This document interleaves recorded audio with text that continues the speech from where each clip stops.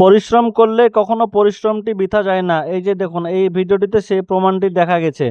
একটি বিড়াল একটি পুকুরের ধারে গিয়ে দেখছে যে একটি মাছ ভাসছে। সেই মাছটিকে খাওয়ার জন্য দেখুন কত চেষ্টা করছে।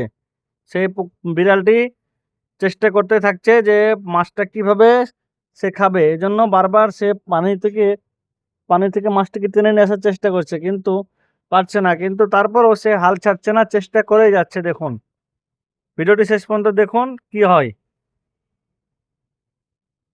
এই যে দেখুন, সে বিড়ালটি চেষ্টা করতেই থাকছে। দেখুন, দেখুন মাছটি খাওয়ার জন্য বিড়ালটি কতটা চেষ্টা করছে। দেখুন, এই ধরে নিল।